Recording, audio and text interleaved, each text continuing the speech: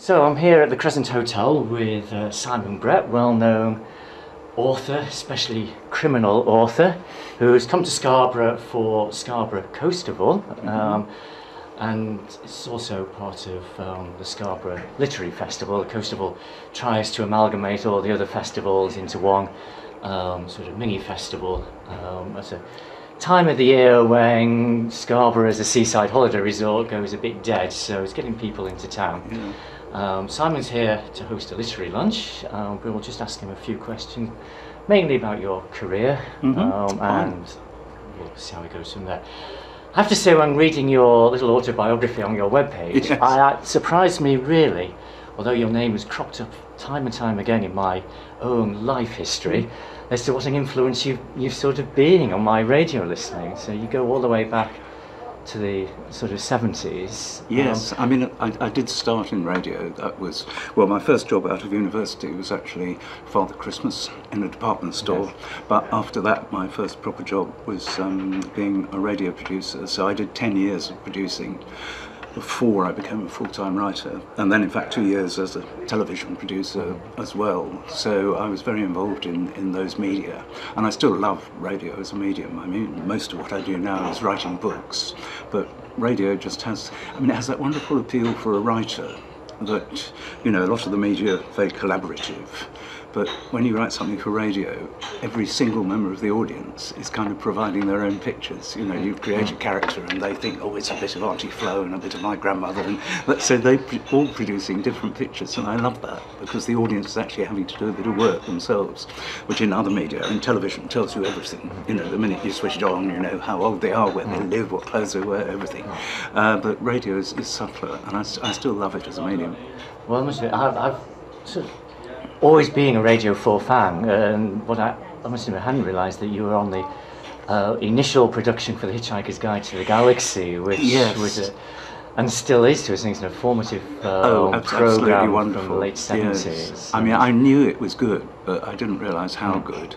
And in fact, I'd met Douglas Adams, who wrote Hitchhiker's Guide to the Galaxy, and I'd met him when he was at Cambridge, and I had gone up as a BBC producer to see that year's Cambridge Footlight show, and I've been very struck by Douglas's talent, and I kept trying to get him into writing things. I was also producing a radio program called Weekending which was a kind of topical comedy show, and I kept trying to get Douglas in, you know, writing wacky one-liners about Margaret Thatcher, and that was so completely the sort of thing he didn't do. But then I said, well, you really ought to get something of your own going. And so he came into my office one morning with 3 ideas, and one of them was the Hitchhiker's Guide to the Galaxy, and we've both forgotten what the others, the other 2 were. And so I sort of pushed that to my bosses and said, you know, we really must do this. And I only produced the pilot, not because I didn't think it was a great show, but because in fact I'd just been offered the job at London Weekend. So in fact the pilot of the Hitchhiker's Guide to the Galaxy was about the last thing I did when I was on the BBC radio staff, and then it was picked up and produced by a wonderful producer called Geoffrey Perkins. And sadly both Geoffrey and Douglas are now dead. Both died far too young. Well, that was it, far too young. Yeah, far too young. So very, very sad. But it was, and I didn't realise until the show actually came out just how good it was. And it also got a different audience from the standard Radio 4. Then I used to be playing a lot of squash, and I'd meet people from, you know, engineers, and I mean people, not media people at all. And they'd say, oh, I love that Hitchhiker's Guide to the Galaxy. And you suddenly realised that it was actually creating its own audience. I think at the time, Radio 2 was still doing quite a few comedy shows themselves. And even, I think, you know, I was in my sort of late teens when Hitchhikers came out, and it always seemed to be a program which was more suited to the Radio 2 audience. Yes, maybe, in a way, yes. It was certainly, it was, you know, they keep looking for the young demographic, and that actually tuned in straight away to a younger demographic. But later on you started writing your own programs for radio, most notably, the ones I remember anyway, were the 3 After Henry, Smelling of Roses, and No Commitments. Yes. The one thing which has always intrigued me was the fact that all 3 centred very heavily on female characters. Yeah. How easy was it as a man to write female characters? I've never had a problem with that, and I mean, in fact, I find it easier to write female characters because I think women talk about what they're talking about much more than men do. I mean, women are very, you know, they have fronts and pretenses and all that kind of thing. But, you know, they talk about their feelings. And I know men are supposed to be becoming more touchy-feely and all that, but we're still not terribly good at it. And so to write dialogue for men, you really have to research, sort of, you know, because a lot of it, you have to get out of the way, a lot of talk about football or beer or, you know, sport, that kind of thing. And then maybe they'll get down to what they really mean. Whereas I think women go much more directly to that. So for a writer, I actually find that quite easy. I think it's also the fact that certainly with the women characters in both, they're all strong, independent characters, aren't they? They've all got their own personalities. Yeah. I think you were blessed with very good, strong actresses. I mean, that's well. part of it, because, you know, there are so many wonderful actresses. Well, I don't know, now they say female actors, some of them, but we know what we mean. And we're very, you know, fortunate in this country having some really great actresses. And the thing is, once you start writing a series, the actors become part of the writing process. You know, you get to know their speech rhythms and that kind of thing. You think, oh, she'll do that speech wonderfully, so you write that speech for her. And I mean, I've been very lucky working with, you know, Prunella Scales and Joan Sanderson and Rosemary Leach and Celia Imrie and Angela Thorne. I mean, so I've been very fortunate. But once you start hearing their voices, you know, the writing process becomes kind of easier. And also, if you've got strong characters, you know, they're going to have different opinions on everything. So you only have to you think of a subject and you think, oh, she'll be keen on that. She won't. She'll be trying to, you know. And it becomes, I won't say easy, but it becomes easier. Again, all of these radio programs are having a new lease of life on Radio 4 Extra, which is very is good bringing news. it all to a new generation, isn't it? No, I mean, I'm delighted about Radio 4 Extra. Oh, yes, so am I. I listen to it all the time. Yes, I do quite a lot. And, you know, one also, as a writer, one does get a very small repeat fee. Very small, I hasten to add. all the old comedians, they used to have this line when they were working for the BBC, they'd say, I'm wearing my BBC suit today, small checks. And what I also picked up, which I hadn't realised up from your website, was that he was actually working on the Lord Peter Wimsey radio, which, again, I love incessantly. Again, when they're repeated, I can't stop listening to them. Again, you had great actors. Yes, I mean, Ian Carmichael playing Lord Peter, who's just the epitome of that absolutely, and in a way almost better on the radio, because on television he was actually a bit too old for the part. You know, he was, I guess, early 50s or something when he played it, but radio, you know, the voice was absolutely perfect. And actually that's what got me into writing crime fiction, because I worked very closely with the guy Chris Miller, who was adapting those stories, and, you know, these were classics of the genre. And I thought the plot, I never managed the plots for crime fiction, you know, you have to have a computerised brain. But in fact, when we took the Dorothy L. Sayers books apart, we found some very encouraging things, like we found great holes in her plots, which was, and also that although the plot was important, character and dialogue were at least as important.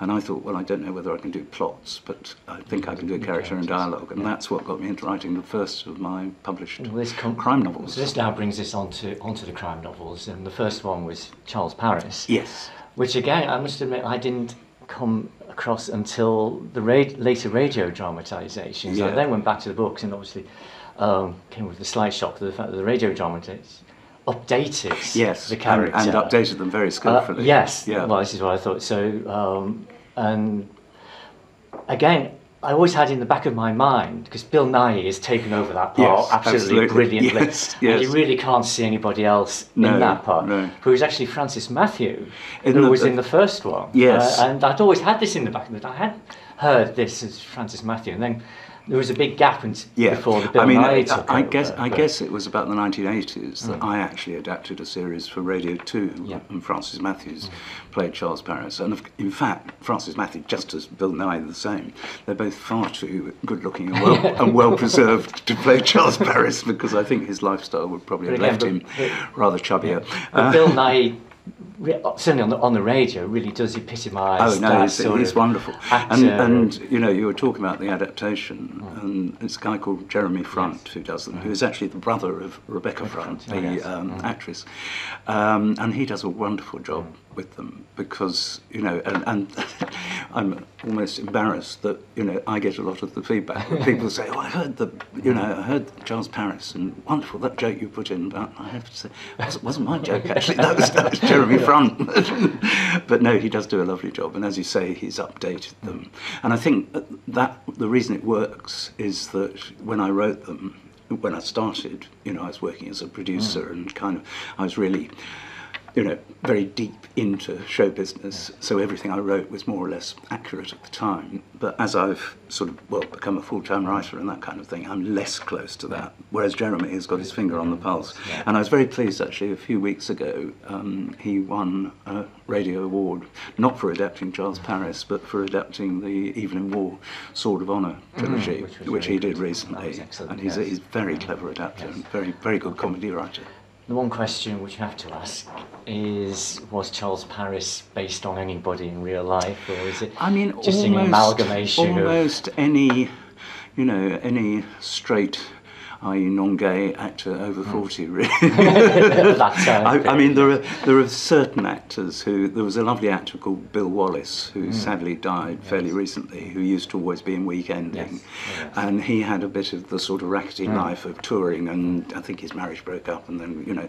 and I remember taking him out for lunch and picking his brains. But I did that with quite a lot of other actors as well. And the funny thing was that a lot of actors saw themselves as Charles Paris and thought, oh, I could be in a television series about this, imagining that I had some power over getting a television series made.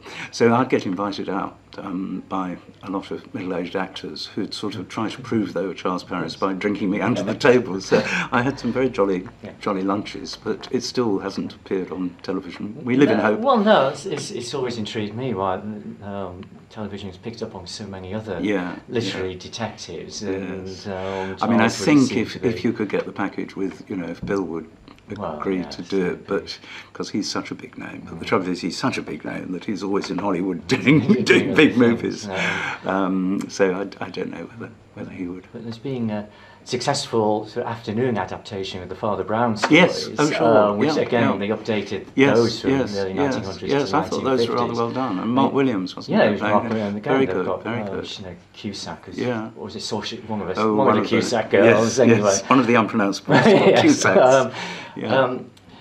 Yes, and I've always thought he'd fit into that slot quite well. But, I will. We live in hope. Never say. And last time I saw Bill Nye and actually asked him about it, he said, "Never say never." So. But after the Charles Paris, you then went on back to the female characters, so Mrs. Pargeter, which I have to again admit I haven't caught up with. Oh well, no, I wrote 6 of those. 6 of those. And there's another series. Yes, there's a series setting Feathering, which is, in fact, I never thought I'd write about where I lived. You know, I've always tended to write about things I've moved on from, but we live in this particularly lovely bit of West Sussex and no plans to move except feet first probably.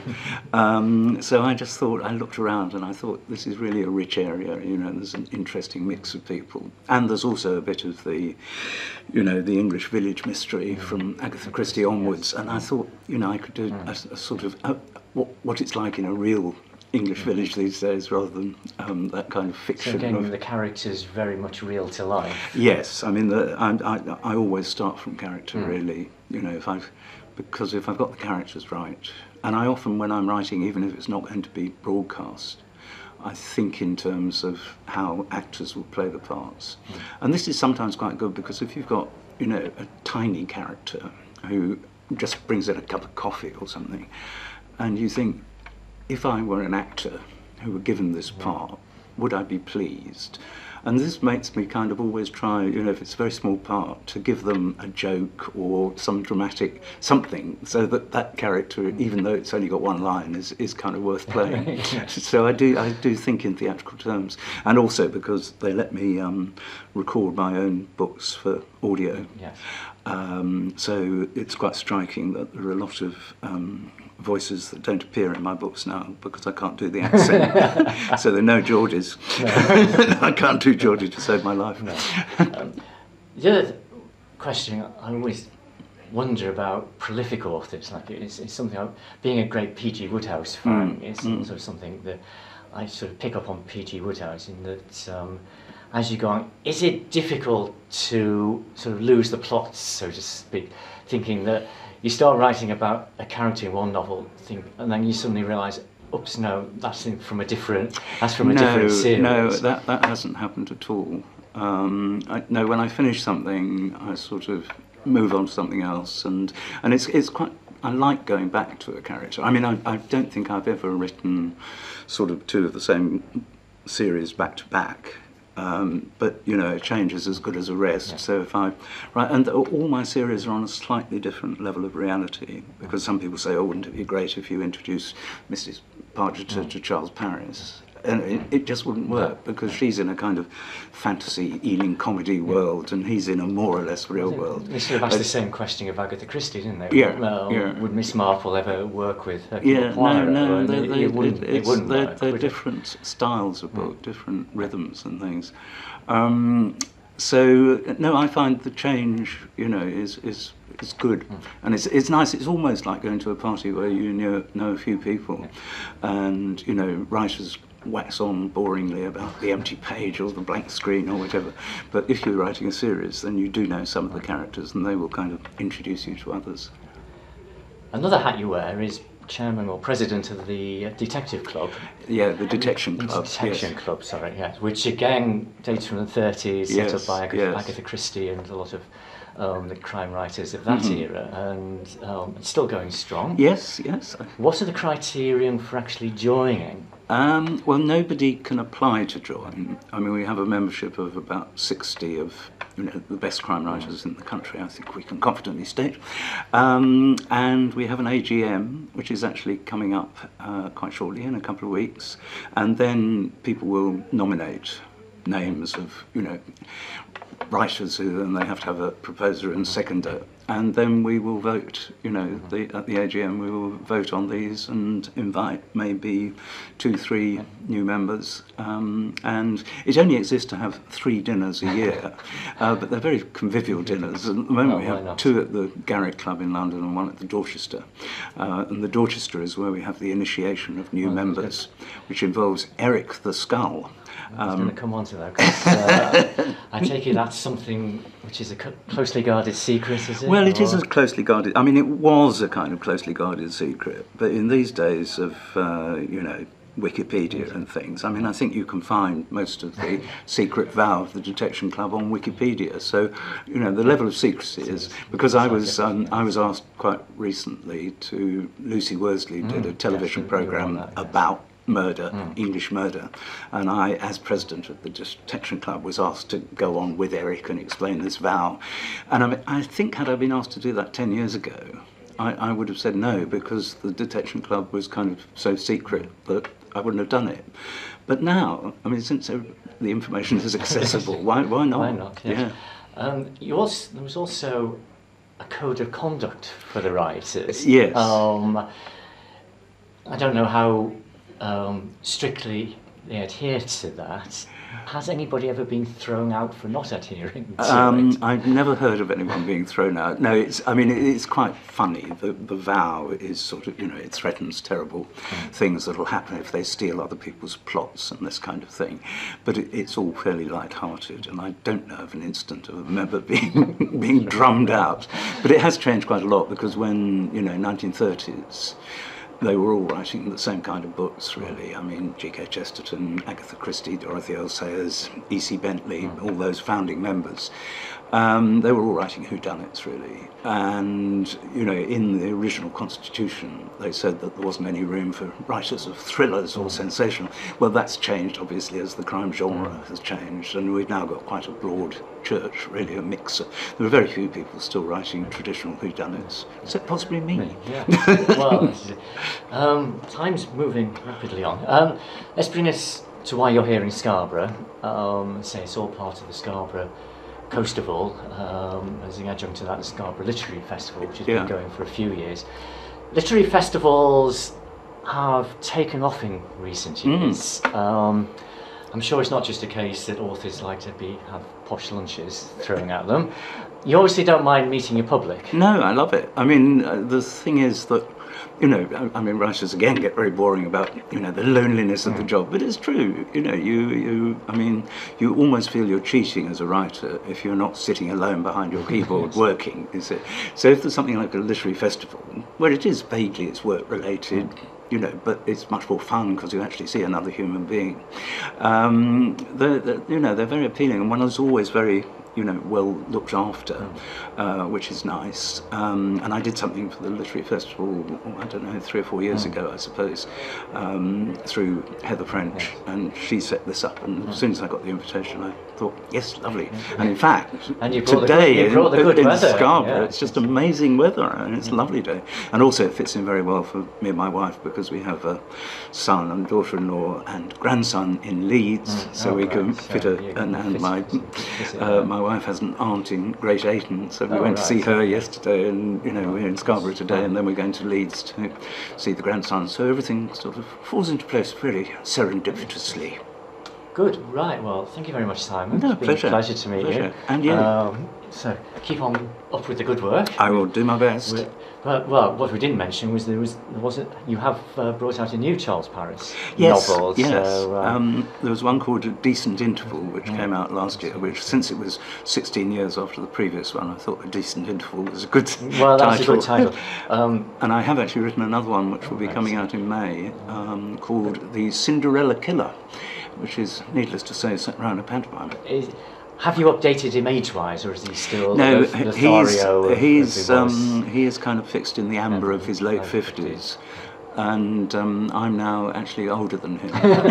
When I started, I wrote the first one when I was 27, and I made him the unimaginable age of 47, and then I aged him for the first 10, and then I thought, oh, there aren't many parts for actors in their 60s, so I sort of stuck him there, and so now when I write about him, I'm writing about a younger man. Right. Well, I'll have to catch up with it at some point.